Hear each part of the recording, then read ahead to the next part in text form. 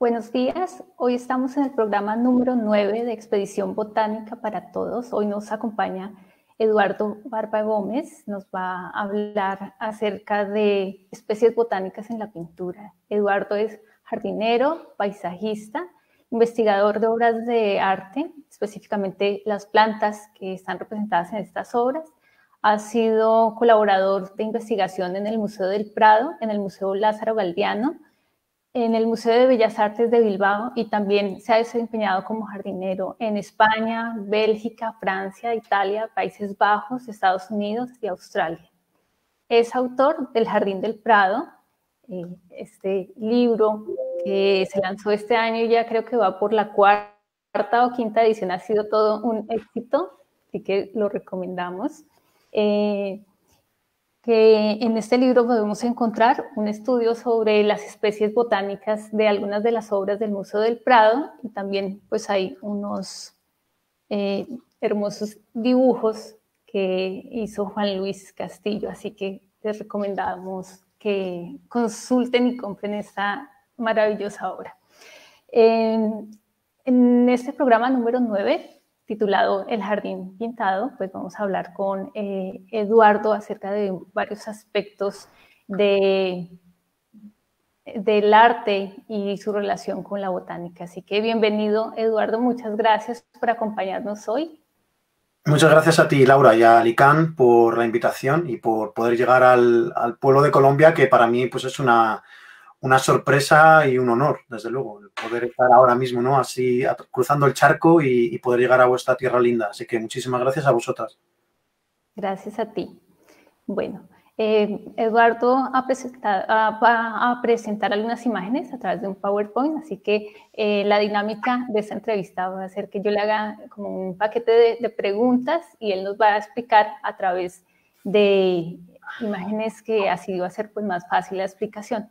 Entonces, vamos a iniciar esta interesante charla preguntándole a Eduardo cuáles son los tratados botánicos con ilustraciones que consideras más relevantes, si algunos pintores tuvieron estos tratados entre sus libros y si fue así, cómo influyeron en sus pinturas.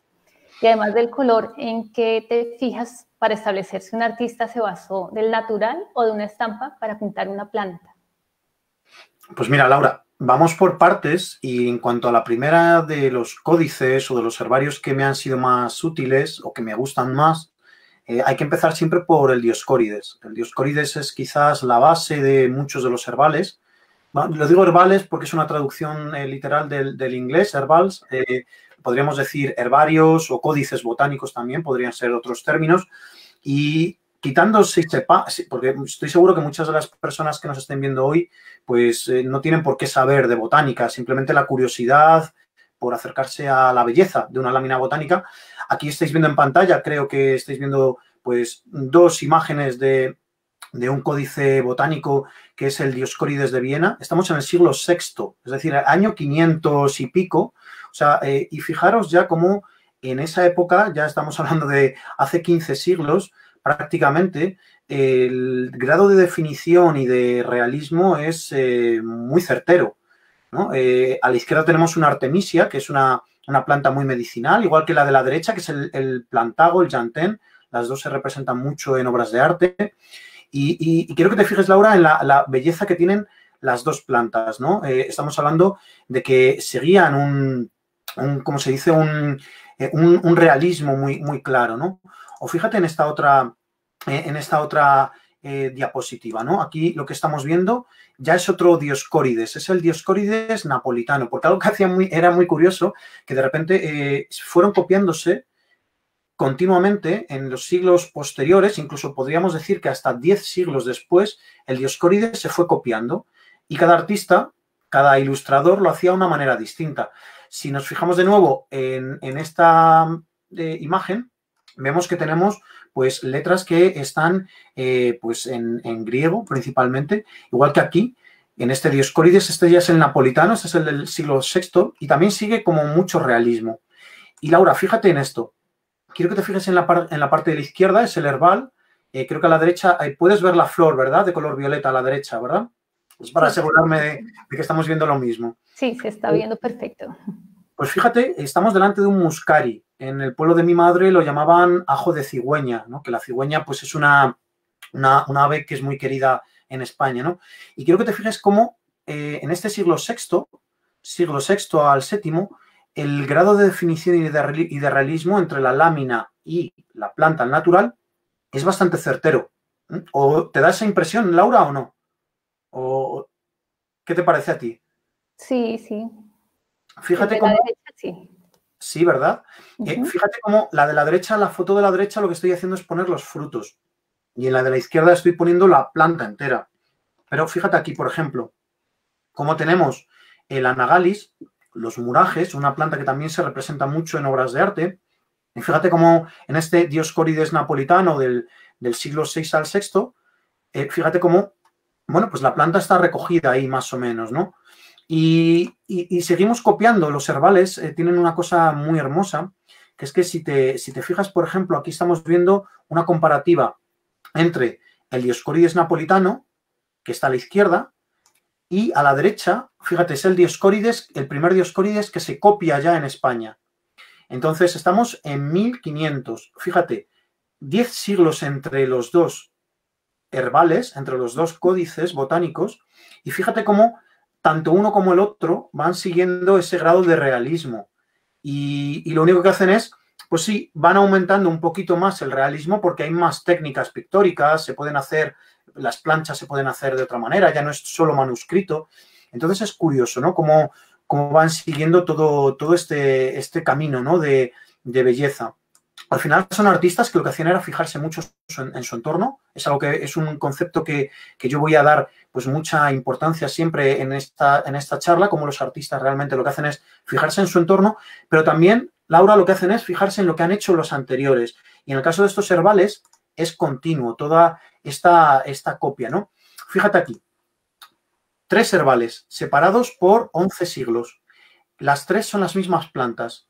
A la izquierda, el Dioscórides más antiguo que se conserva, que es un Dioscórides que es maravilloso, en árabe también, con anotaciones en árabe. En medio el Dioscórides napolitano y a la derecha el primer Dioscórides que se hace en España, en el 1500. En estos 10 siglos, perdón, distintas variantes, pero todas reconocibles. En todas podríamos reconocer las plantas. Pero hay un códice que a mí me gusta mucho. Yo solo os voy a decir 2 códices más, 2 códices botánicos que tienen mucha belleza. Y uno de ellos es este que tenéis aquí. Este que estáis viendo es el Tractatus de Herbis. Es un tratado herbal del siglo XV. Aquí, ¿qué sensación te da, Laura? ¿Es más realista o menos realista que el anterior? ¿Qué te parece?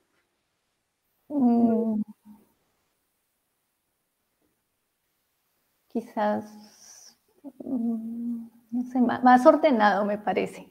No sé si más o menos realista, pero sí más ordenado, como que las hojas han sido dispuestas para ser observadas en los detalles de los bordes, el número de frutos, cómo están las hojas, si están opuestas, alternas. Creo que eso se puede ver más en este dibujo. Muy bien observado, Laura. Aquí lo que estás viendo es a un artista que la sensación que quería era transmitir que tuvieras la imagen de la planta y desde el primer momento te pasara lo que tú acabas de describir perfectamente, que es que vieras cómo son los bordes de las hojas, si el tallo tiene espinas, si las hojas son opuestas o son alternas. Y entonces aquí tiene otro estilo. Sigue siendo un estilo realista, pero quizás no tan naturalista. Da una sensación de que la planta la hemos ido colocando un poquito para que la viéramos pues un poco como hacían los egipcios, ¿no? Con sus dibujos de las personas, ¿no? Con sus retratos, pues con los ojos de frente, la nariz de perfil, pues para que fuera totalmente comprensible. Entonces, fíjate qué belleza tiene este Tractatus de Herbis, que es un bellísimo códice botánico del siglo XV, cómo también se representan animales, a veces animales también mitológicos, como ese dragón que tienes a la derecha, porque esa planta se llama Dragontea. Es una planta que, bueno, pues a día de hoy se cultiva. Yo la tengo aquí en mi terraza cultivándose. Y, bueno, pues belleza, ¿no? Al final, y para intentar describir a todas estas plantas. Pero fíjate en este herbal, fíjate en este códice botánico. Aquí ya damos un paso más. Estamos en el siglo XVII. Hemos ido desde el siglo V, que era lo que estábamos viendo aquí, a este de aquí, que es el siglo XVII, es decir, 12 siglos entre medias. Y fíjate qué diferencia, ¿no? Basilius Wessler hizo una obra botánica que a día de hoy sigue siendo una auténtica maravilla. Aquí la estás viendo, fíjate qué colores. He puesto dos láminas un poco para ver estos dos colores tan hermosos, ¿no? A la izquierda, anémonas, y a la derecha, el jacinto estrellado, ¿no? Unas plantas que se representan muchísimo en obras de arte, como vamos a ver ahora, porque no solo nos vamos a detener en estos códices botánicos, sino que vamos a ver a continuación pues unas cuantas obras de arte. Fíjate aquí, Laura, ¿qué sensación te da esto cuando lo ves? Ya es mucho más detallado, los colores buscan ser seguramente más precisos con respecto a la realidad. Eh, sí, ya se ve que tiene una intención de ser mucho más precisa, creo yo. Sí, mucho más precisa. También porque los artistas ya iban cogiendo como si dijéramos soltura, ¿no? Y claro, si un artista hacía una innovación y hacía, por ejemplo, que pues el volumen de una hoja con un punteado en negro diera esa sensación más de realismo, pues lo aplicaba, como aquí en el dibujo de la derecha, que veis que en las hojas de ese jacinto estrellado, pues hay distintos volúmenes, ¿no? Por esos toques distintos de color, ¿no? Entonces, fíjate qué cosa más bonita. Este Hortus eistetensis es un tratado que tú me preguntabas si me fijaba en tratados, si te gustan tratados. Bueno, pues este es un tratado en el que yo me fijo mucho para identificar también plantas en obras de arte, porque me da un poco la medida de plantas que se utilizan en obras de arte, ¿no? Como vamos a ver ahora. O fíjate esta belleza. A la izquierda la fritillaria, la corona imperial, que es un gran bulbo, un bulbo que llega a ser muy alto, llega a medir 1 metro y pico, o a la derecha la bola de nieve, que claro, con ese nombre hace honor, ¿no? a esa blancura. Qué belleza, ¿no? Qué belleza. Y para terminar con esto que me acabas de preguntar, voy a poner dos diapositivas, una diapositiva sobre todo que es esta, que es para hacer un poquito tributo a Celestino Mutis, ¿no? Que fue un botánico que yo creo que allí en Colombia le tenéis mucho cariño, evidentemente, y en vuestro ICANN creo que le habéis dado un espacio también. Entonces, tenemos aquí a Celestino Mutis, que en esta expedición botánica que hizo, esta expedición científica, pues contó con varios dibujantes y, bueno, pues científicos que hicieron este tipo de belleza, ¿no? Cualquiera de las láminas que cojamos en el del Celestino Mutis son una auténtica belleza, porque todos y cada uno eran unos auténticos artistas. Había uno que era el que tallaba, había otro que dibujaba, otro el que aplicaba el color. Era un proceso de equipo y, bueno, pues todas estas láminas, por si acaso alguien las quiere consultar, las tenéis en una web gratuita que es la del Real Jardín Botánico de Madrid, que yo recomiendo si tenéis curiosidad por los herbales, por los códices botánicos. Este es uno de los muchos sitios en internet que podéis consultar. Y aquí en la biblioteca digital del Jardín Botánico pues tenéis pues todo lo de Celestino Mutis. Me preguntabas también, Laura, ¿me podrías repetir la segunda pregunta que me has hecho? O sea, porque en ese bloque de preguntas había desgranadas varias. ¿Me puedes repetir la segunda que me hacías, por favor? Si has encontrado que entre las propiedades de los pintores hubiese libros de botánica y cómo influyeron en sus pinturas. Vale. Antes de contestarte esa pregunta, me voy a fijar en un pintor que este es del Museo del Prado, como podéis ver, que es Robert Campin. Estamos en el siglo XV y, bueno, pues estamos viendo una escena, son los desposorios de la Virgen, es una escena muy compleja a nivel simbólico y a nivel de, parece como una especie de teatro, ¿no? Hay como un templo que está a la izquierda construido, a la derecha hay otro templo que se está construyendo. Y nos vamos a fijar en la parte de abajo, porque en la parte de abajo hay una cosa que es interesantísima. Fijaros el grado de definición que ha aplicado este artista en el siglo XV, es decir, en el Tractatus de Herbis que tú me has dicho, pues parece que el artista ha colocado las hojas para que las viéramos bien, ¿no? Para que viéramos el borde. Bueno, pues es coetáneo, es de la misma época. Fíjate cómo estas plantas que ha dibujado un artista, que en un principio es un artista pictórico, que no está buscando una descripción de la botánica, fíjate, ¿qué sensación te dan esas plantas? ¿Reales o no reales? Sí, son reales, no parecen como una abstracción, sino que se ha fijado bien en cada uno de los detalles de las hojas, las flores. Se pueden distinguir como entre esa especie, yo creo que otra que existe en el mundo, ¿no?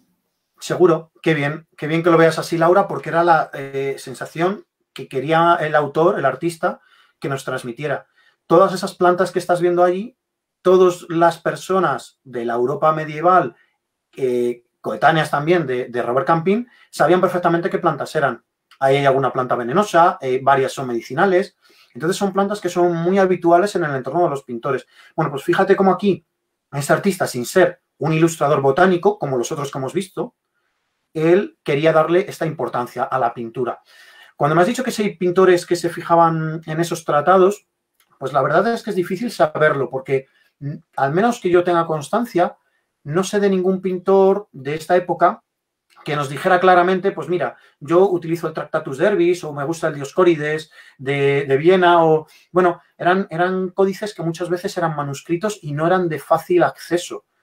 Cuando ya empieza la imprenta y cuando ya empiezan pues las xilografías y otro tipo de grabados, ya pues ese conocimiento se va extendiendo y ya es muy probable que muchos pintores se fijen y se fijarán en esas publicaciones. Pero cuando hablas de cuando un pintor se ha fijado en otros, grabado en otros códices, a mí me viene a la cabeza, por ejemplo, Leonardo da Vinci. Leonardo da Vinci tiene un tratado que es muy famoso, que es el Tratado de la Pintura. Ahí a la izquierda os he puesto la primera edición, la primera portada que tuvo en el 1600, creo que se publicó. Y bueno, él no sé si se fijaría en otros tratados, pero lo que está claro es que se fijó en el mejor maestro, o mejor dicho, maestra que puede tener cualquier pintor, que es la naturaleza. Y fíjate cómo esta zarzamora, es una mora, el pintor la ha copiado perfectísimamente de la naturaleza. Quiero que la compares un momentito, Laura, con esta otra que hemos visto antes, que es la de el Tractatus Verbis del siglo XV. Es prácticamente coetáneo también a Leonardo da Vinci. Fíjate qué diferencia.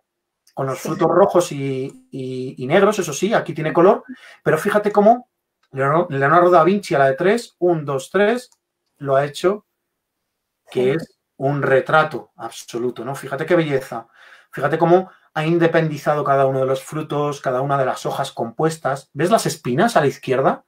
¡Qué belleza! Bueno, pues ese es un poco lo que hacen los grandes pintores, ¿no? Fijarse al final en la naturaleza.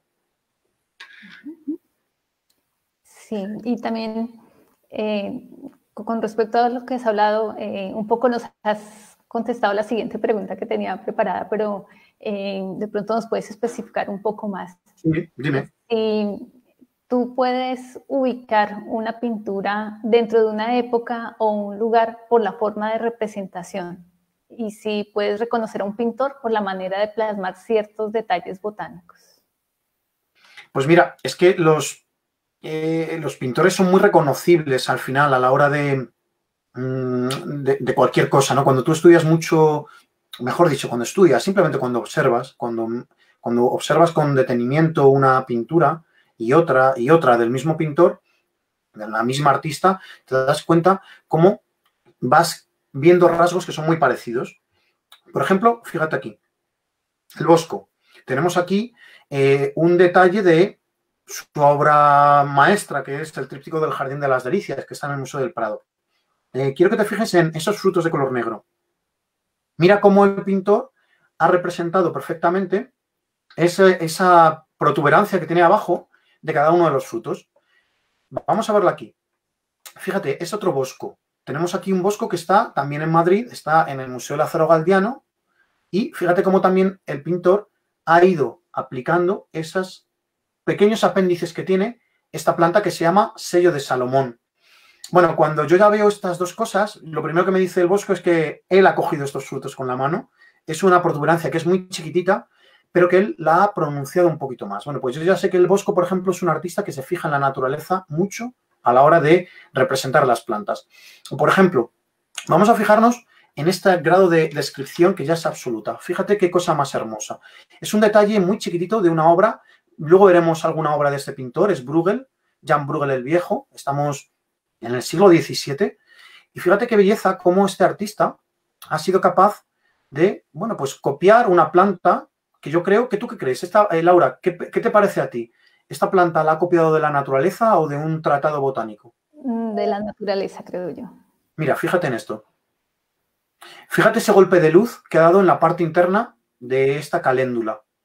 Fíjate cómo ese degradado es algo que ocurre en la flor habitualmente. Sí. O mira aquí, fíjate esos toques de luz, tanto en los pétalos como en el cáliz. El cáliz es esa parte también de abajo, en los sépalos, en esa parte verde. Fíjate, entonces, yo sé cuando miro al bosco cómo hace un tipo de fruto. Yo sé ya cómo cuando veo a Jan Bruegel el viejo, hace otro tipo de frutos, otro tipo de flores o de botánica en general, ¿no? Y eso me lleva pues siempre a sacar un poco lo que yo llamo caligrafía botánica. La caligrafía botánica pues es la manera que tiene, claro está, cada artista de representar una flor. Y los toques de luz que estáis viendo en la parte de la izquierda, Jan Bruegel el viejo los va a repetir en muchas de sus flores. Y para mí ya es una manera de identificar su caligrafía botánica. O fíjate aquí, vamos a esta obra que es bellísima. ¿Qué color ves ahí primero, Laura? El azul. Fíjate qué maravilla ese azul, ¿no? Un azul que está hecho con lapislázuli. Es una gran obra maestra del arte occidental. Es la Anunciación de Fra Angelico. Estamos en 1425 más o menos. No nos importa tanto los años. Pero fíjate aquí. ¿Ves estos dos recuadros? ¿Ves un recuadro arriba en color y otro más chiquitito abajo, muy chiquitito? Sí. Pues lo que te voy a ampliar aquí van a ser las dos palmeras que hay, tanto arriba como abajo. Y vas a ver cómo el mismo pintor hace dos tipos de palmera. Vuelvo a poner la parte grande, la vemos aquí, y vamos a ver ahora la parte en detalle. Fíjate, son dos palmeras. ¿Cuál te parece que es más realista, la de la izquierda o la de la derecha? Quizás la de la izquierda por el color, pero se nota que en la derecha puso mucha atención en los detalles de las hojas, las proporciones. Yo creo que en ambas se fijó mucho, pero el color sí definitivamente le da más realismo, ¿no? Sí, claro. Tú ves que estás viendo, aquí hay una cosa que es una diferencia. La parte de la izquierda, la parte de arriba está restaurada, la parte de abajo está recién restaurada. Entonces, la foto es antigua. Entonces, lo que estás viendo a la derecha es una palmera que es más realista.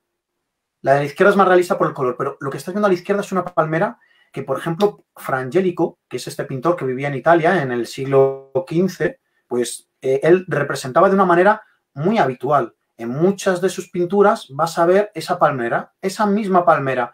Entonces, para mí es como una especie de firma botánica que él tiene. Cada vez que veo una palmera como la de la izquierda, que no es realista, fíjate en los frutos como salen. Salen como una especie de una piñita, algo pequeñito, de una cosa que es muy grande. No, las palmeras a las que estamos acostumbrados normalmente no son así. Y hay que pensar que, claro, Fra Angelico no estaba pintando una palmera de América, estaba pintando una palmera datilera, una palmera de Oriente Medio, que son las que nos dan los dátiles, ¿no? Entonces, bueno, pues vemos cómo hay ahí un grado de, bueno, pues de no realismo, porque lo que estás viendo es un poco una palmera pintada como se haría pues siglos antes, ¿no? Pues como en el gótico, por ejemplo. Entonces, bueno, pues estamos viendo cómo ese pintor tiene esa manera de hacer las plantas. O fíjate aquí, fíjate en esta otra. Esa es una correhuela. Esa es una planta que en España está por muchísimos sitios. Es una planta que es invasora. Fíjate cómo la ha pintado Fra Angelico. Hay un azul ahí que no está presente en la planta al natural. ¿Qué es lo que ha ocurrido? Bueno, pues que Fra Angelico lo que está haciendo es utilizar el lenguaje pictórico que tenían en el gótico. Y en el gótico añadían a veces estos rasgos de fantasía. Eran como unas pequeñas licencias artísticas que, bueno, pues eran aceptadas. Era parte como del juego artístico, ¿no? Todo el mundo podría reconocer esta correhuela con esta forma de gramófono y con las hojas. Si os fijáis, las hojas pues tienen esa disposición también, como en la naturaleza, pero tiene ese grado de fantasía que también lo hace muy agradable de ver, ¿no? Yo creo que también tiene un punto también como muy de belleza, ¿no? Yo Sí. creo. Pues cuéntame, Laura. Sí, quería preguntarte si has encontrado las mismas especies de plantas en diferentes pinturas y si nos puedes mostrar ese caso, o sea, de diferentes artistas, la misma especie, para ver cómo, lo que tú decías, las licencias que se da a cada uno y como la personalidad de cada pintor mostrando la misma planta. Sí, pues mira, aquí, por ejemplo, nos vamos a fijar en Jan Bruegel, que ya lo hemos visto antes. Jan Bruegel, para recordarlo, para que no se nos olvide su caligrafía botánica, era este pintor. Ha pintado esta caléndula tan hermosa. Quiero que te fijes un poco en cómo son sus contornos, el contorno de los pétalos, los golpes de luz que ha dado. Bueno, ahora los vamos a ver. Regresamos a Jan Bruegel, al mismo pintor, y vemos aquí esta auténtica locura. Esto es una auténtica locura. Estas son de las obras de arte que cuando me pongo a identificar todas las plantas que aparecen en ella, pues casi que me llevo un bocadillo al museo, ¿no? Ya sé que delante voy a estar a lo mejor una hora o más identificando especie tras especie. Aquí no recuerdo ahora mismo muy bien cuántas especies puede haber en esta guirnalda, pero 100 seguramente. Es una guirnalda que está hecha a dos manos, porque si te fijas en medio hay unas figuras muy hermosas de la Virgen con el Niño y dos ángeles, que son bellísimos todos. Lo ha hecho Giulio Cesare Procaccini, un pintor italiano, y en cambio la guirnalda la ha hecho Jan Bruegel, un pintor del norte de Europa. Es decir, esta tabla, para ser completada, tuvo que hacer un camino de ida y vuelta, ¿no?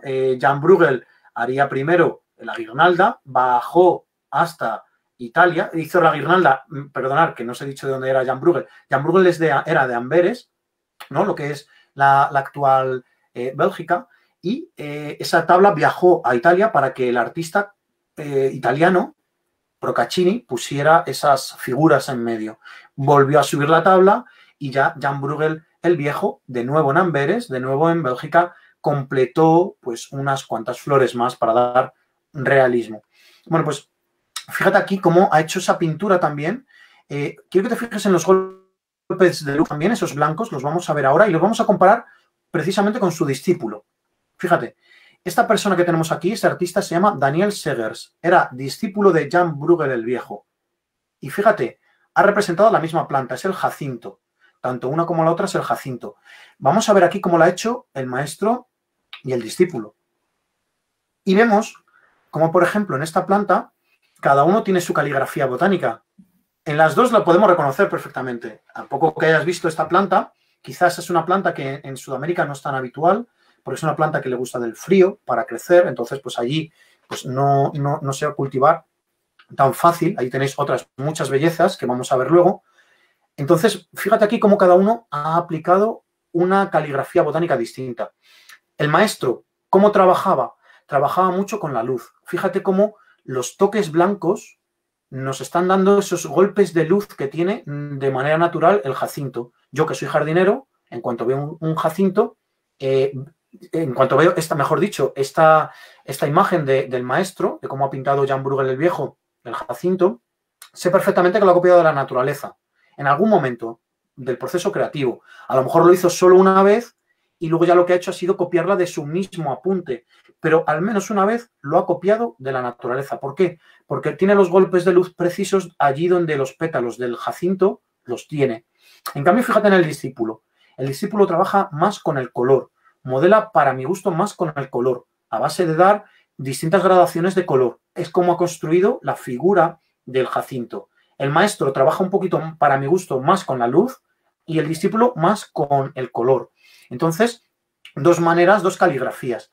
O fíjate, por ejemplo, esta sí que va a ser sorprendente. Fíjate que dos palmeras. A la izquierda, una palmera del siglo XII.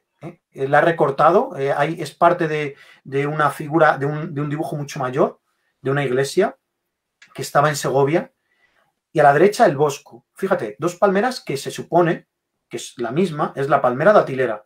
Es una palmera que es la que se lleva cultivando en Europa, en Oriente Medio, mejor dicho, desde el 4000 antes de Cristo. Estamos hablando del año 4000 antes de Cristo, son muchos años. Fíjate cómo cada uno ha sido capaz de interpretar la palmera de una manera distinta. Pero hay rasgos de realismo en los dos. Claro, cada caligrafía botánica es distinta, ¿no? Y estamos hablando que el siglo XII, bueno, pues no había tanto conocimiento de las técnicas pictóricas. Y fíjate aquí, Patinir. Esta es una de las grandes obras maestras del Museo del Prado. Fíjate qué belleza. Aquí de nuevo, ¿qué dos colores ves, Laura? Azul y verde, ¿no? Sí, qué belleza, ¿verdad? Aquí es como, parece que nos envuelven estos dos colores. Patinir siempre es famoso por los colores azules, con esos colores azules que conseguía con la azurita, principalmente. Y para mí también de los verdes. Fíjate qué cosa más bonita esos verdes, ¿no? Qué ricos, qué jugosos. Bueno, pues vamos a ver cómo Patinir hace una planta que es muy habitual en Europa. Es el diente de león. Diente de león porque los bordes de la hoja parecían los dientes de los leones. Y aquí lo que estás viendo a la derecha es un detalle que le hemos sacado de aquí, del recuadro que estáis viendo a la izquierda amarillo. Bueno, pues ahí hay un diente de león que debe de medir, pues es que absolutamente casi nada. Debe de ser a lo mejor como medio centímetro. Bueno, pues vamos a comparar este diente de león con varias plantas más, con varios artistas más, mejor dicho. Mira este maestro anónimo, maestro de la redención. Fíjate cómo ha hecho el diente de león. También realista, ¿no? Parece que ha seguido, bueno, pues sus detalles realistas. Vamos a verlo un poquito, bueno, pues coetáneo. Y fíjate que como aquí tenemos un artista, Nicolás Francés, que trabajó mucho en España, como aquí es mucho más arcaico. Fíjate, dos pintores que son de la misma época, porque una y otra obra están separadas a lo mejor como mucho 20 años, y fíjate cómo cada uno ha aplicado un grado de realismo distinto. Incluso aquí ha invertido los dientes de la planta. En vez de salir hacia afuera, van hacia adentro, lo cual no es lo normal. O fíjate aquí, Diego de la Cruz. También se reconoce muy bien por el dentado de las hojas. O mira aquí, Jean Provost, en esta figura tan rara, ¿no? Con este Zacarías que parece un poco inestable. Fíjate cómo incluso este pintor lo que ha hecho ha sido representar una cosa que a él le llama mucho la atención, que es el fruto. Este fruto es el que en Europa soplamos mucho, seguramente que ahí también con otras plantas parecidas. Esta también está, claro. Es que esta se ha reproducido por todo el mundo. Bueno, pues para pedir un deseo, ¿no?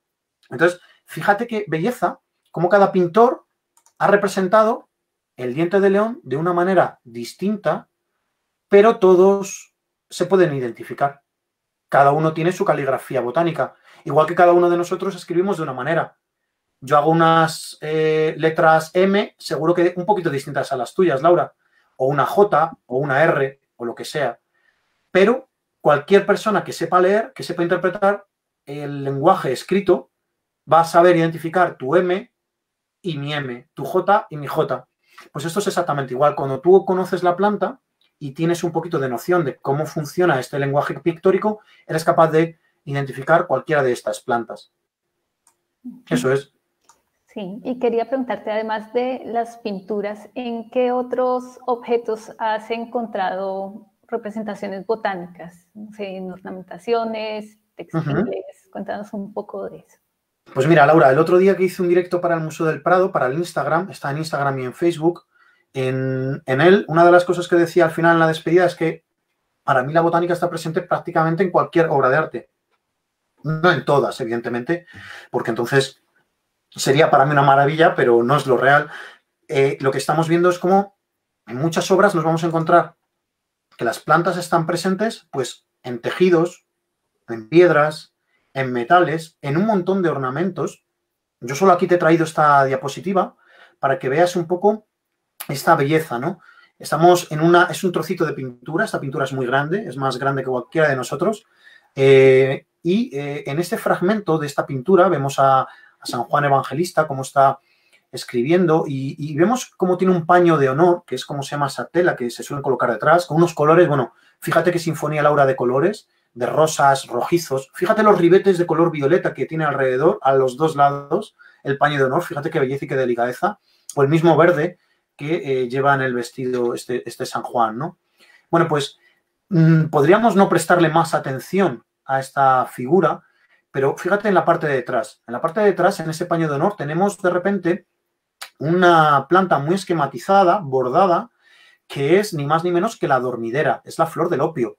Es la flor que, bueno, pues se ha utilizado mucho su látex para propiedad medicinal, ¿no? Es la que ha quitado los dolores y nos los sigue quitando gracias, pues, a esa morfina, por ejemplo, y a otros derivados, la codeína, cuando tenemos tos, ¿no? Cuando nos tomamos esos jarabes que tienen codeína. Bueno, pues todos esos derivados que salen de esta planta. Claro, ¿qué significado podía tener en un paño de honor esta adormidera? Pues evidentemente era un paliativo del dolor, que era un poco pues lo que simboliza también el cristianismo, ¿no? En esa época y a día de hoy también, ¿no? Ese alivio que da a tantas personas el saberse pues protegido, ¿no? o ser parte de una religión, como es la católica en este caso. Entonces, las representaciones pictóricas no solo se apoyan de la botánica a la hora de representar una planta del natural, como hemos visto en las otras diapositivas, sino que también nos la van a incluir pues, en detalles tan hermosos y tan sencillos a la vez como este paño de honor.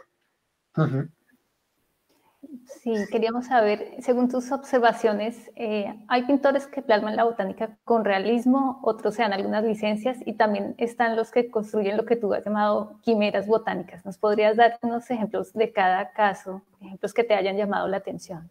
Pues mira, realismo. Hoy me estoy repitiendo mucho con Bruegel. Hoy me habéis pillado en un día muy Bruegel. Este es Jan Bruegel el Viejo. Jan Bruegel el Viejo hizo una grandísima cantidad de floreros y de piezas florales como esta, porque eran muy reclamadas. Jan Bruegel el Viejo lo que hace es, como nos dicen desde el Museo del Prado, y nos dicen muchos conservadores, sigue el camino de la miniatura. Entonces, si te fijas, el dibujo que hace es continuamente muy detallista, muy fino, muy realista. Entonces, vemos como un Jan Bruegel el Viejo, por ejemplo, sigue ese camino a la perfección, ¿no? Y sería un grandísimo ejemplo de pintor realmente descriptivo. Fíjate, en cuanto a algún pintor que meta fantasía, hay muchas licencias artísticas en las obras de arte a nivel botánico.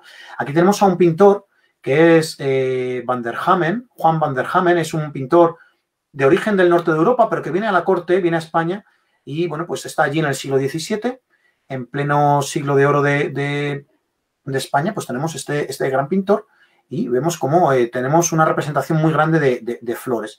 Bueno, pues aquí, ¿qué licencia botánica ha incluido Juan Van der Hamen? Pues nos tenemos que fijar un poquito más abajo y fíjate, un tulipán de color azul.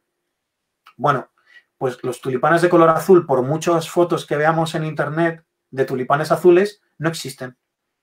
Será el día que se consiga un tulipán azul, pues esa persona, ese viverista, esa persona que críe tulipanes se hará de oro, porque todavía a día de hoy no se ha conseguido. Se tiñen los tulipanes blancos, pues se pueden teñir de colores azules, pero fíjate cómo ha aplicado aquí de repente la fantasía y esa licencia en un tulipán que es de color azul, lo cual sería una gran sorpresa. Y mira esto de aquí. Esta pintura la hemos visto antes. ¿Recuerdas esos frutos que estaban de negro colgando? Sí. En el medio? Bueno, pues fíjate, aquí tenemos el bosco. Aquí estamos en el Museo Lázaro Galdiano, un bellísimo museo de Madrid, pequeño, lleno de belleza y de tesoros. Y fíjate cómo aquí lo que ha hecho el bosco ha sido una cosa, pues, excepcional. Lo he llamado quimera botánica. Es un término que creía haber inventado, pero como siempre, nunca eres el primero, o casi siempre no eres nunca el primero, y años después descubrí cómo otras precursoras que analizan desde hace ya muchos años, muchísimos más que yo, la flora y la botánica de las obras de arte, pues María Adele Signorini ya lo incluía ese término de quimera botánica en uno de sus estudios.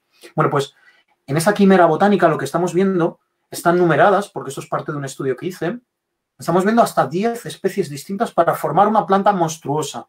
Hasta el día de hoy siempre se aplicaba el nombre a esta planta de, pues es una planta extraña, psicodélica, que es lo que ha ocurrido aquí para que el Bosco haya hecho esta planta tan extraña. Bueno, pues lo único que ha hecho Laura ha sido juntar partes de plantas que existen realmente.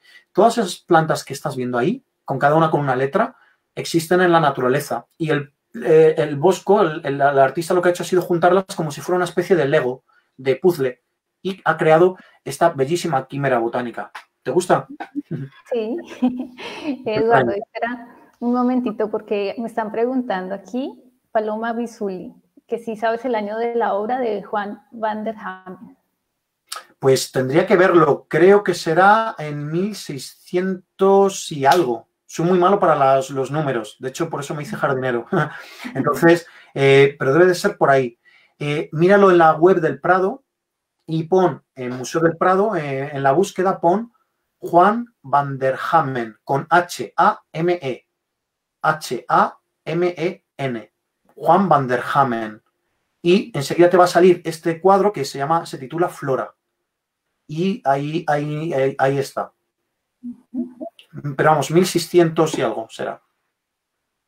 Bueno, aprovecho que abrí el drive de preguntas para contarte que te mandan saludos desde Italia. Y Lorena Franco López dice un saludo y muchas gracias por este espacio de encuentro. Muchas gracias a vosotras por vernos. Bueno, aprovecho para recordarles que si tienen alguna pregunta la pueden anexar a través del Facebook y al final de la entrevista las estaremos leyendo para que Eduardo nos conteste al respecto. Bueno, queríamos preguntarle también a Eduardo si al ver la variedad de flores de las denominadas naturalezas muertas, ¿existía un comercio de flores para surtir la demanda de estas en espacios domésticos y religiosos o eran obtenidas de sus lugares naturales de crecimiento o de jardines privados? ¿Y se podría medir los tiempos dedicados a realizar estas pinturas según los tiempos de floración de las plantas que ahí aparecen? Pues mira, con respecto a la primera pregunta de si había un comercio pues especializado, hay que decir que claro, porque si de algo se preciaba cualquier persona que tuviera dinero, era de qué, de tener lo único, lo raro, lo excepcional. Un poco lo que ocurre ahora, ¿no? Si ahora de repente una marca de coches hace solo 10 coches de ese modelo, ¿qué es lo que va a ocurrir? Que pues, se convierte en algo que es selecto, que todo el mundo va a querer y que va a ser pues un objeto de deseo, ¿no? Para personas que midan la valía por las cosas materiales. Bueno, pues era exactamente lo mismo que ocurría en aquellos tiempos. He puesto esta pintura, es de Jan Bruegel el joven, este sería el hijo del que hemos visto antes, ¿no? Del que nos ha hecho esta guirnalda tan hermosa. Jan Bruegel el joven no era tan hábil con los pinceles como el padre, pero hacía cosas muy bellas.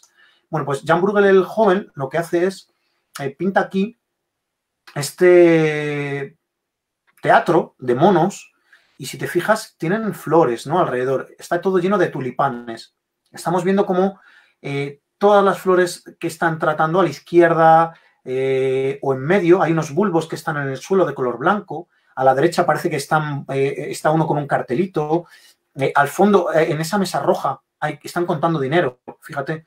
Bueno, pues es que las plantas también eran objeto de lujo en el norte de Europa, en estos Países Bajos, y se cultivaban por su rareza, por su excepcionalidad. Y una de las plantas que llegó a ser baremo de exclusividad y de lujo era precisamente el tulipán. Los tulipanes se cultivaron como nunca se habían cultivado antes, porque encontraron en Países Bajos el sitio ideal para propagarse.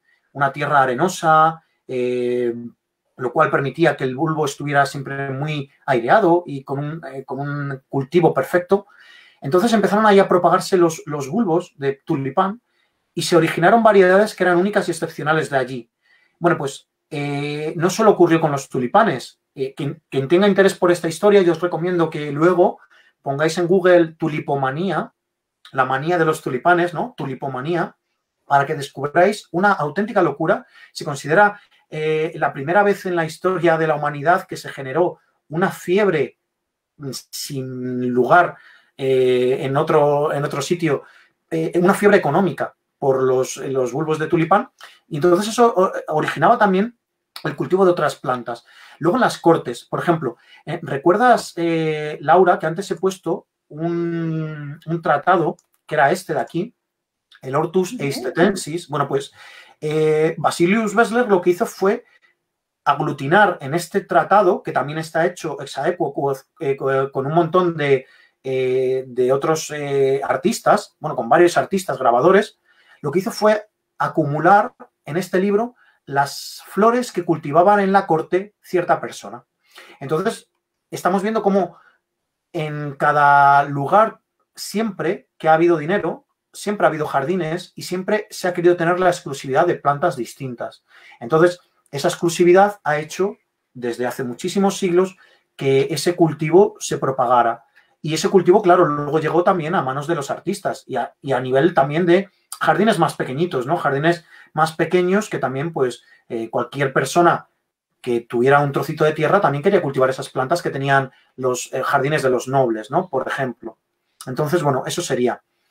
Y no sé si te he contestado por la segunda pregunta, no la recuerdo muy bien. Sí, Te habíamos preguntado sobre el comercio, que ya nos habías dicho, y si se podrían medir los tiempos dedicados a las pinturas según la época de floración de estas plantas. Si de pronto tú más o menos intuyes, o de lo que nos contabas hace un rato, que de pronto de memoria o por apuntes, o nos podría dar alguna señal sobre los tiempos. No, ¿cuánto tiempo ha tardado en realizar esta pintura un pintor, no? Sería... Sí, incluso dice en primavera, en otoño. Sí, bueno, eso sí, eso en cuanto a estación sí, porque aquí ahora mismo, por ejemplo, en este florero que hemos visto antes de Jan Bruegel el Viejo, con respecto a ese realismo, estamos viendo aquí, por ejemplo, plantas que sobre todo están floreciendo en primavera, sobre todo. Algunas se nos va un poquito más hacia mediados de primavera, de las que tenemos aquí, pero la mayoría en un inicio de primavera ya están. Pero eso al pintor no le importaba, porque al final lo que hacían ellos era aglutinar, juntar en una misma composición plantas de distintas épocas. Y a ellos no les importaba para nada. Era muy habitual poner plantas que florecían en primavera al lado de una que florecía en verano. Bueno, para ellos era parte del juego y es parte también de este lenguaje pictórico, ¿no? Tan interesante que yo creo que tienen los artistas. Es una especie un poco de juego con nosotros. Muy bello. Sí. Bueno, queríamos también saber si entre las especies que seleccionaste para tu libro están el girasol de Jan Bruegel el Joven y la dalia de Federico de Madrazo. Se trata de especies americanas introducidas en Europa. ¿Y qué otras plantas americanas has encontrado dentro de la pintura europea que has estudiado? Exactamente. Bueno, sí, hay algo que yo creo que nos dio mucha riqueza también a nivel pictórico, fue el introducir nuevas especies, ¿no? de América, como por ejemplo, como muy bien has dicho, el girasol o la dalia, ¿no? Que la dalia fue pues en Madrid precisamente el primer lugar de Europa, de la Europa continental, donde se cultivó por primera vez, ¿no? Que tenemos obras que incluyen mucha flora americana. En el Museo del Prado, por supuesto. Aquí tenemos a un pintor que es de la Escuela de las Flores de Valencia, de la Valencia de España, y vemos aquí cómo ha incluido en ese florero, al ladito, ha puesto una planta tumbada, porque está tumbada, que es esta de aquí. Es la Sprechelia. Es la flor de Santiago, ¿no? O el lirio azteca, porque es una planta que viene, pues, sobre todo pues de la zona de México, ¿no? Guatemala. Y vemos aquí cómo el artista, bueno, pues tenía conocimiento de esta planta. Es imposible no enamorarse de esta planta. Yo recuerdo la primera vez que la vi en flor, que fue en Granada, en la Granada de aquí de España, como, bueno, pues me llamó muchísimo la atención, tiene un rojo único. Entonces, bueno, pues es normal que este pintor, Miguel Parra, en cuanto vio esta planta, quiso introducirla en uno de sus floreros.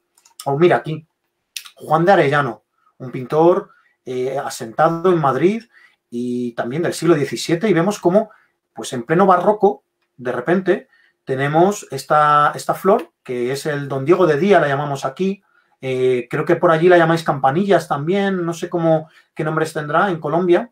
Yo lo he escuchado como Don Diego y también campanilla, ambas las he escuchado. Ajá. Pues mira, pues justamente aquí, fíjate, esta belleza, ¿no? Como, bueno, pues esta planta trepadora también tiene su lugar. O esta de aquí.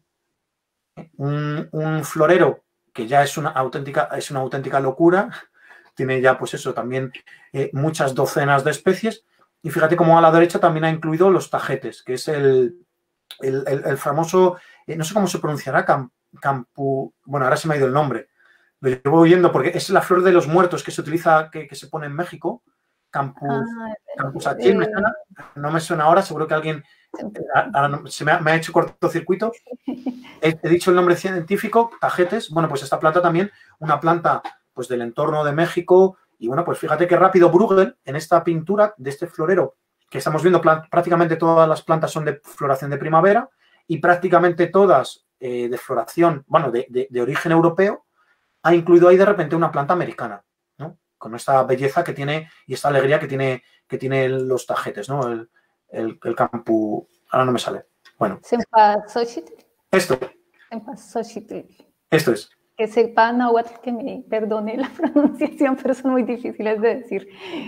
Los mexicanos nos tenéis que dar un curso al resto del mundo de cómo pronunciar esas T's, esas X tan preciosas que tenéis, porque no me salen.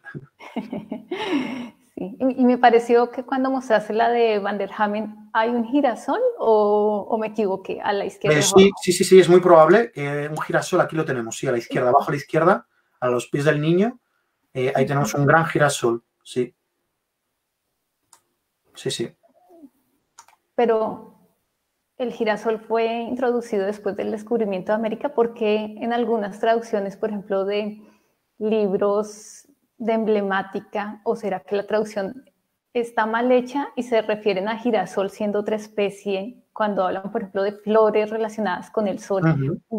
Yo creo que es posible que sea otra especie y que en la traducción actual la gente pues como que no tenga en cuenta eso y el traductor tal vez pone girasol, pero... Puede ser, perfectamente. Pero el girasol es después del descubrimiento, ¿cierto? Sí, el girasol, el Helianthus annus, es de origen americano. Sí, entonces si es otro girasol, puede ser otra planta. El girasol no es la única planta que gira mirando al sol. Entonces, quizás en traducciones puede inducir a algún tipo de error. Puede ser, no lo sé. Puede ser. Quizás otra de la misma familia, ¿no? Sí, porque bueno, la familia del girasol es la familia se llama botánicamente Asteráceas. Es la familia de las compuestas. Es la familia que tiene más número de especies. Es una auténtica locura. No sé si andaban por 30.000 especies, no sé. Miradlo por Wikipedia, que a pesar de que la gente piensa que no es fiable, en términos botánicos suele ser muy fiable, porque pocos locos van a meter datos malos en una Wikipedia botánica, pero es la familia más amplia. Entonces, fíjate ahí la cantidad de posibles girasoles que podría haber. Sí. Bueno, las plantas dentro del arte están cargadas de simbología. En los momentos en los que las reflexiones en torno a los 5 sentidos ocuparon un lugar relevante, sobre todo en el siglo XVII, ¿qué especies sobresalieron por sus relaciones con cada uno de los sentidos? Y para ti, ¿cuál sería la pintura que mejor huele a juzgar por las plantas que allí se pueden ver? Pues mira, en cuanto a los sentidos es complicado porque realmente todas las plantas para mí, yo también soy profesor de jardinería, además de jardinero, y algo que me gusta decir siempre a los alumnos es que las plantas hay que olerlas y tocarlas, todas, aunque pinchen, hasta las ortigas. Yo les hago tocar hasta las ortigas, que es una planta que es urticante, que en España, bueno, pues allí en América tenéis, bueno, urticantes ya, la de Dios. La ortiga también. La ortiga también la ortiga también está, pues sí, fíjate. Entonces, se usa mucho para champús, cremas, para la circulación. Sí, es muy conocida. Es verdad que, claro, la ortiga es que es muy buena para pieles grasas, ¿no? Por ejemplo, o para la caspa, cosas así, ¿no? Recuerdo. Porque es una planta que tiene... Se usa mucho. Sí, mucho. Es una planta muy medicinal. Bueno, pues yo les hago tocar hasta las ortigas. Hombre, no les obligo, pero me gusta que las toquen porque al final la planta, mientras no te mate ni te dé, ni te la comas y sea un veneno, bueno, pues te puede estar dando una información extra, ¿no? A la hora de reconocerlas, a la hora de cultivarlas, a la hora de apreciarlas. Es un poco como cuando conoces a alguien, ¿no? Pues si quieres conocerlo bien, tienes que conocerlo en todas las situaciones, ¿no? Si solo le conoces en el metro o yendo en el autobús, pues a lo mejor no le conoces bien, ¿no? Pues a lo mejor te apetece un día quedar a comer con él o lo que sea. Bueno, pues con las plantas es un poco lo mismo. Yo lo que pienso siempre que hay que tocarlas, que hay que olerlas. En cuanto al tacto, pues quizás habría que hablar siempre, a los pintores les llama mucho la atención todas las plantas que son duras, que tienen pinchos, que también son suaves, ¿no? Porque hay muchas plantas que tienen una textura especial. Hay una planta que, por ejemplo, vino también de América a Europa, que es la salvia leucanta, salvia leucanta. Bueno, pues esta salvia es tan suave que cuando la tocas es puro terciopelo, pero es increíble, enamora a cualquier persona que la toca y dices, pero bueno, ¿esto qué es? Bueno, pues quizás con el tacto nos vamos a ir a algo menos habitual y, por ejemplo, os acabo de poner un cardo, que es pues una planta que pinta Patinir, el que hemos visto antes, el pintor que hemos visto antes que hacía esta locura de paisaje tan hermosísimo, con estos verdes y con estos azules. Bueno, pues Patinir, en una de sus pinturas, en primer plano, en primer término, pinta un cardo, ¿no? Con esta simbología tan dura, tan recia. Quizás en cuanto a gusto, claro, los pintores a qué van a ir siempre, pues a cosas evidentemente comestibles. Y fíjate, por ejemplo, en esta pintura que pinta Jan Bruegel el Viejo junto con Rubens. Rubens hace La Virgen con el Niño y los Ángeles y Jan Bruegel el Viejo hace toda la guirnalda. Fíjate cómo en la parte superior hay varias zonas donde hay muchas frutas. Limones, naranjas, sidra, bueno, nísperos, peras, manzanas. Bueno, pues todo esto, evidentemente, dando esta sensación de gusto, dando esta sensación de frugalidad, dando esta, perdón, de abundancia, ¿no? Y en cuanto a, claro, repito con este florero tan inmenso, en cuanto a la vista y en cuanto al olfato, muchas de las pinturas que tenemos en este barroco, por ejemplo, que es lo que representa este jarrón, pues ese periodo barroco, están llenas de flores, llenas de olor y llenas de color. Entonces, la vista y el olfato van a ser dos de los sentidos que se van a estimular cada vez que veamos esto, si somos capaces un poco de tener esa transposición, ¿no? Esa sinestesia, ¿no? Y en cuanto al tema del oído, yo recuerdo que hace muchos años, o no hace tantos, un amigo me preguntó, al que le gusta muchísimo el arte, que si había alguna planta que emitiera sonidos. Digo, bueno, todas. Al final nos están diciendo que los botánicos que investigan la inteligencia de las plantas nos están diciendo que las plantas son capaces de comunicarse también a través de la raíz y que la raíz incluso está emitiendo unos chasquidos imperceptibles al oído humano, pero una manera que quizás sea una comunicación entre las plantas, o sea, hasta dónde llega, ¿no? Pero quizás en cuanto a sonidos en plantas nos tendríamos que fijar en esos árboles que cuando les mueve el aire, pues hacen esos sonidos tan hermosos, ¿no? Unos álamos, por ejemplo, cuando les mece el viento, hacen ese sonido que a veces recuerda un poco al mar incluso, ¿no? En cuanto a la planta, en cuanto a la obra de arte que huela mejor, pues mira, por ejemplo, este florero, sin irnos más lejos, quizás sería uno, porque ahí tenemos azucenas, tenemos violetas, tenemos narcisos, tenemos lirios, tenemos lilos, tenemos un montón de plantas. El campusechil, uy, no me va a salir, también tiene un olor especial, ¿no? Entonces, bueno, pues al final muchas de estas plantas son muy aromáticas. Sí. Y quería también preguntarte por algo que haces mucho hincapié en tu libro, que es frecuente que muchos ignoremos la presencia de las plantas en nuestra vida diaria, y más aún en las pinturas. Sin embargo, sin esos pequeños detalles, pues la obra definitivamente no sería lo mismo. Mira. ¿Sí? ¿Me ibas a decir algo? Aquí, mira aquí. Mira aquí, el descendimiento de Van der Weyden. Aquí, cuando yo digo a la gente que hay un montón de plantas, me dicen, tú estás loco, ¿no? Y claro, lo único que hay que hacer es fijarse aquí debajo, en la parte de debajo, y vemos cómo está completamente lleno de plantas. Lleno.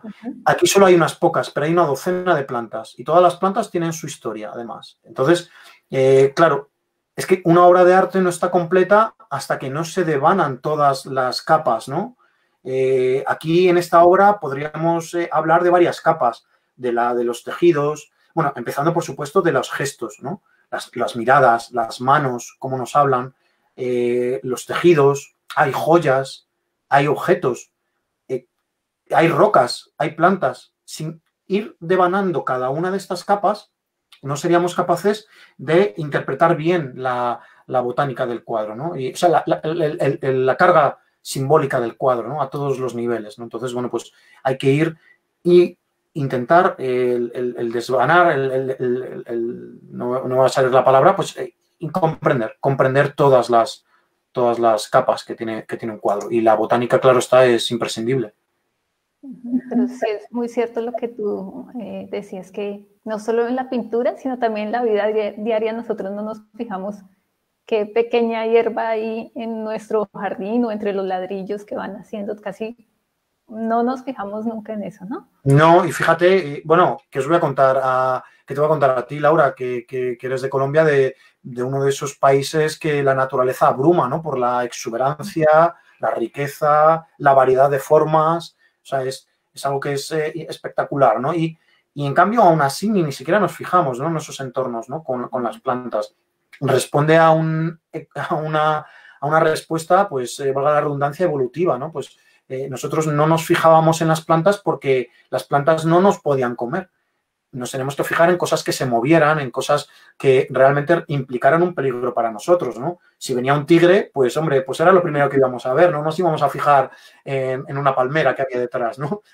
No, Sí. había que fijarse en el tigre para poder salir corriendo y salvar la vida, ¿no? Entonces, al final es un poco esa característica un poco evolutiva que seguimos teniendo aquí muy dentro, que es lo que nos ha hecho seguir vivos también, ¿no?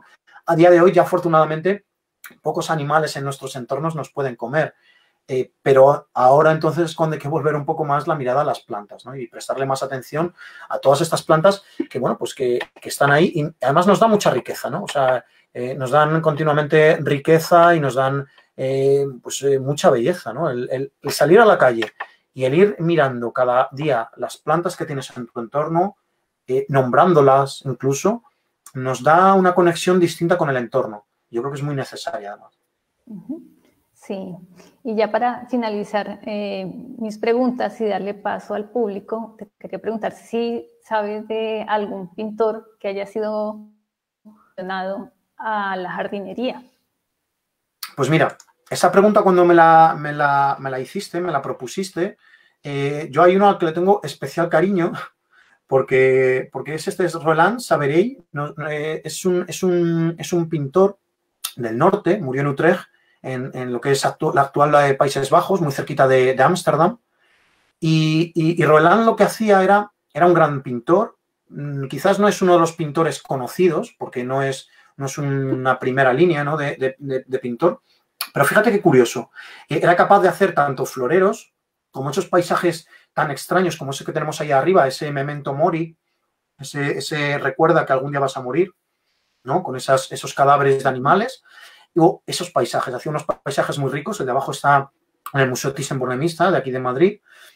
Y lo que hacía este Roland es que tenía una casa con un jardín muy grande y lleno de flores. Antes, cuando me has preguntado que si las flores se cultivaban, bueno, pues también se cultivaban a nivel particular. Y Roland era uno de estos aficionados por las plantas. Bueno, pues, ¿qué es lo que hacían muchos pintores? Iban a su casa a pintar sus flores. Hay varios pintores como Baltasar van der Ast, que iba a su casa, era amigo, claro, y Boscaer también, eran dos pintores que iban a su casa pues a pintar su gran abundancia de flores. O fíjate en este, Roepel. Este es un pintor que en Madrid solo tenemos 2 cuadros de él, están en el Museo Lázaro Galdiano. Yo cuando lo descubrí, bueno, me encantan sus caracoles, hace unos caracoles que son bellísimos. No sé si veis que en la parte de abajo hay un caracol, debajo de esa rosa. ¿Lo ves, Laura? Abajo ves una rosa de color rosa, clarito, justo debajo hay un caracol que está ahí como para abajo, está ahí haciendo un poco de... Está subiendo por la piedra, ¿no? Es muy curioso, bueno, los caracoles suyos son muy majos.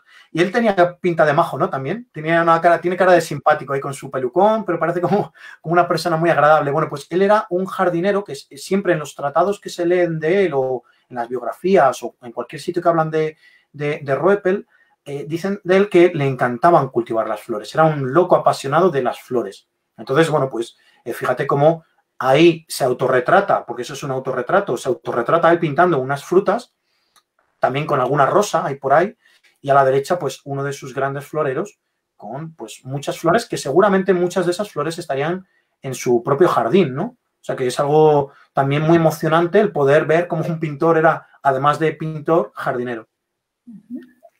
Gracias, Eduardo. Bueno, tenemos aquí una pregunta, dice... ¿Conoce si hay un trabajo similar al que usted realizó con las obras del Museo del Prado en otros museos del mundo? ¿O usted es pionero en esa perspectiva de estudio de la botánica? Pues mira, una pregunta muy interesante. Hay varias personas que a mí siempre me gusta poner. ¿Yo puedo escribir en el chat también? Aquí está. Si yo escribo esto, ¿se ve? Sí, lo puede ver el público. ¿Eso se ve? Sam Segal. Perfecto. Pues mira, pues por ejemplo, tenemos ahí a Sam Segal, que él, por ejemplo, analizó muchísimos floreros. Él fue uno de los grandes maestros con todo este tipo de floreros del norte de Europa. Mireia de Levi de Ancona lo hizo en Italia con muchas obras maravillosas. Es una de las grandes referencias. Aquí también tenemos a María Adele Signorini, O, por ejemplo, a Julia Caneva. Por ejemplo, todas estas. O, por ejemplo, también tenemos aquí en España, bueno, se me ha ido el nombre, es que la llamo Pepa porque es amiga y ahora, bueno, no me va a salir el nombre. Esto sí que es gracioso. Bueno, pues aquí en España ahora me vendrá el nombre. Tenemos a una mujer de Valencia, gran amiga, maravillosa profesional, que, bueno, es que solo me sale Pepa ahora. Tú te puedes creer, ahora tantos nombres que se me ha hecho cortocircuito. Bueno, pues ahora me vendrá de la Universidad de Valencia, en la Universidad Universidad de Valencia, la menciono en mi libro, en el Jardín del Prado, y bueno, pues ahora me vendrá el nombre. Entonces, sí, ha habido personas que lo han hecho en otros museos del mundo. En España no tanto. En España realmente era un estudio que estaba un poco cojo, que no se había aplicado anteriormente. Entonces, bueno, pues para mí ha sido una sorpresa el poder hacerlo a este nivel, ¿no? Yo tengo catalogado todo el Museo del Prado, todo el Museo Thyssen, el Lázaro Galdiano, y algunas colecciones distintas, pues tengo partes hechas. Entonces, bueno, pues es una manera de aprender. Pues yo empecé a hacer esto por aprendizaje, porque para mí es como una especie de, para un jardinero, el aprender más de botánica de siglos anteriores, ¿no? Que es algo muy bello, yo creo. Sí, porque además de tu libro, tienes artículos hechos para catálogos de esos museos, ¿no? También es posible leer textos que tú has escrito sobre ese tema en otros. Exacto. Ahí en mi página web, que la apunto aquí para que la tengáis, os vais a encontrar varios catálogos. Hay uno que se puede descargar en formato PDF, que es del Museo Lázaro Galdiano, porque ese se descatalogó, valga la redundancia, y el catálogo pues se publicó gratuitamente, está para descargar. Y luego tengo otras 3 publicaciones, 2 en el Museo del Prado, pues analizando la parte botánica de 2 cuadros. Y luego hay una cosa que, bueno, también lo vais a encontrar en la página web. Hay 2 conferencias mías en el Museo del Prado, en el canal de YouTube del Museo del Prado. Entonces, bueno, pues ahí podéis ver también 2 recorridos muy hermosos por Patinir y por la Fuente de la Gracia, que son, bueno, pues momentos pictóricos muy... Bueno, aprovecho también para mandarte saludos desde San José del Guaviare, esto es en Colombia. Están viendo de distintos sitios. Un saludo desde Madrid.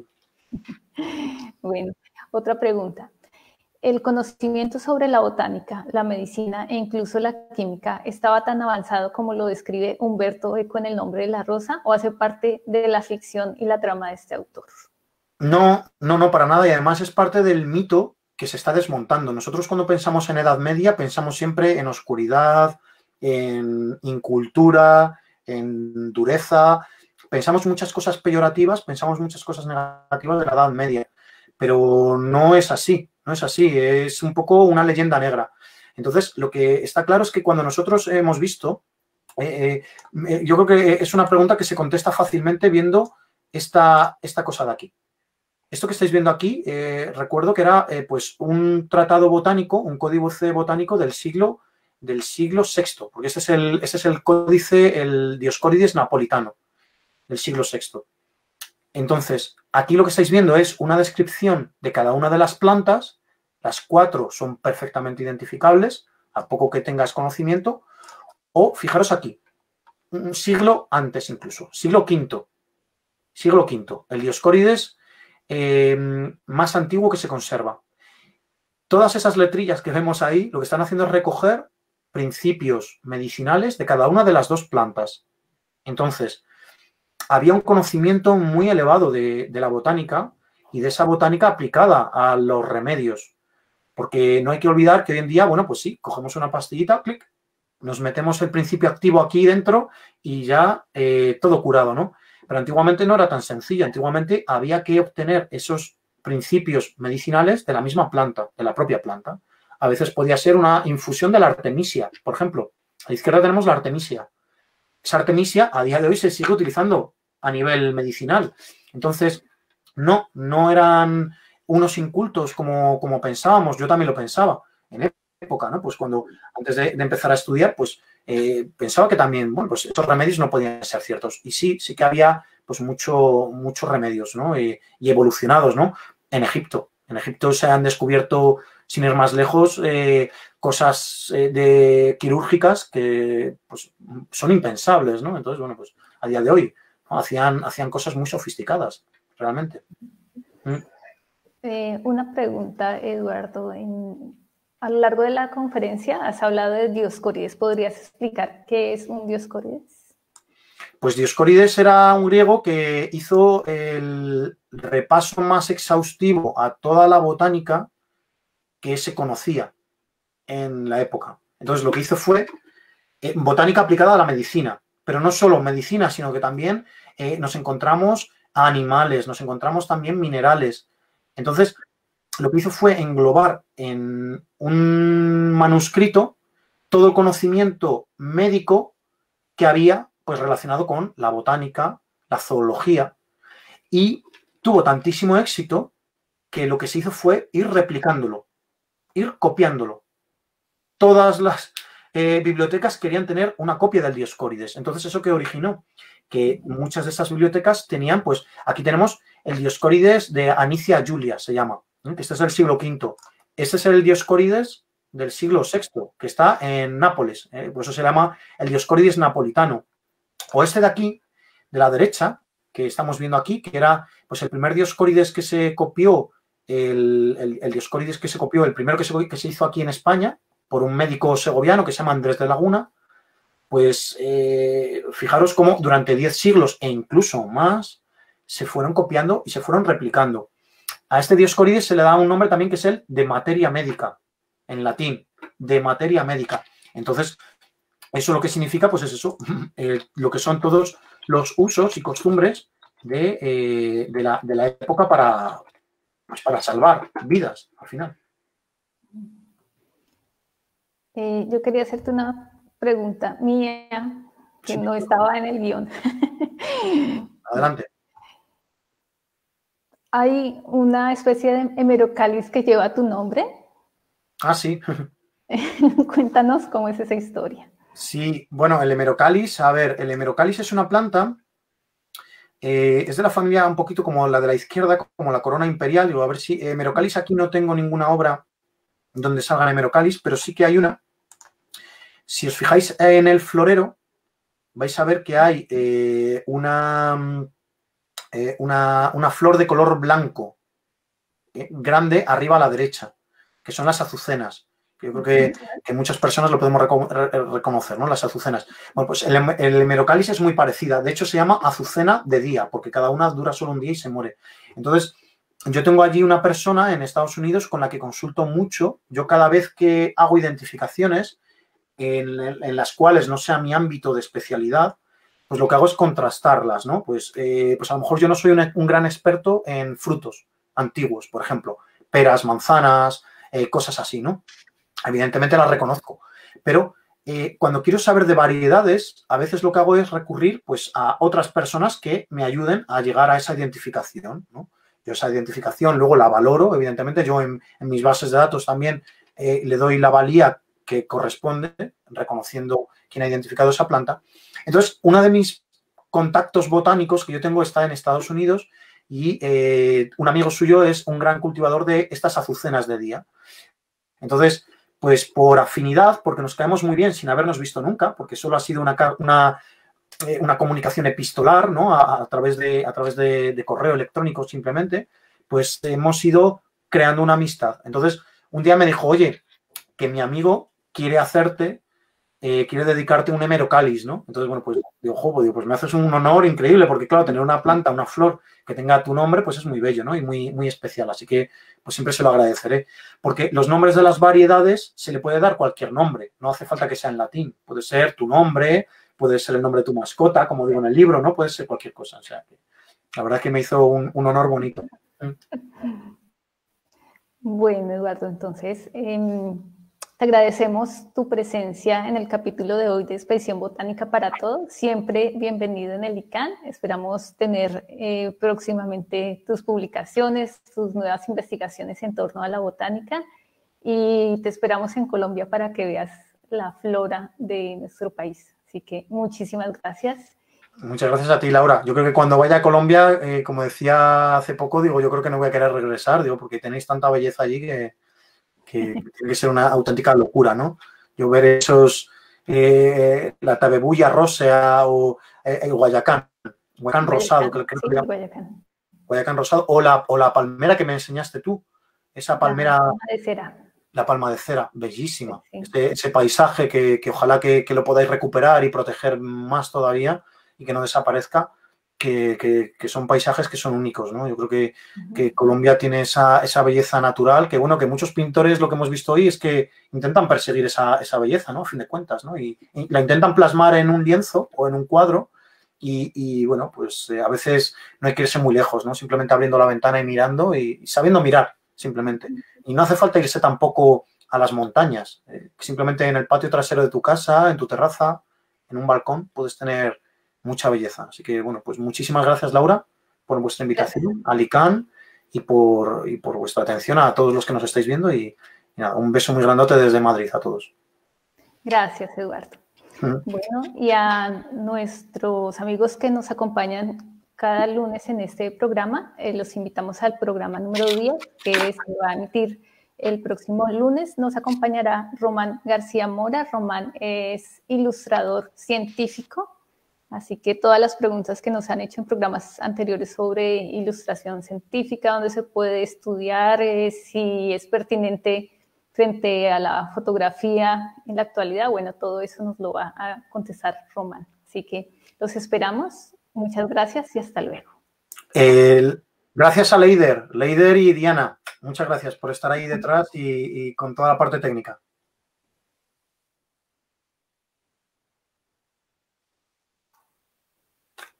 Sí. Quería recordarles sobre el libro de Eduardo, que se llama El Jardín del Prado.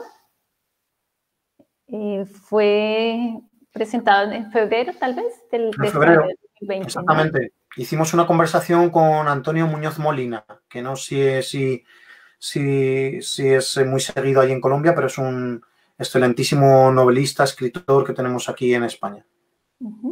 ¿En qué número de edición van? ¿Cuarta o quinta? Vamos por la quinta ya. La quinta. Así que a ver si llegamos a la sexta. Sí, felicitaciones, porque pues no es fácil que un libro de arte llegue tan rápido a una quinta edición en menos de un año. A veces Muchas gracias. Un tema Muchas gracias, Laura. En la página web. Y no, ha tenido mucha buena aceptación, ¿no? Mucha, ha gustado mucho. Hoy, por ejemplo, sin ir más lejos, en el Instagram he puesto a una persona que lo ha comprado 3 veces para regalarlo. O sea, es como una especie de sorpresa. En la página web que os he dejado antes la dirección, tenéis un enlace para poder descargaros gratuitamente 2 capítulos. Entonces, bueno, para que podáis echar un ojo al menos a esos 2 capítulos y que veáis un poquito cómo es el estilo del libro. Así que nada. Muchas gracias. Gracias a ti. Bueno, entonces nos despedimos. Muchas gracias por su atención y su compañía y los esperamos en el próximo programa. Hasta luego.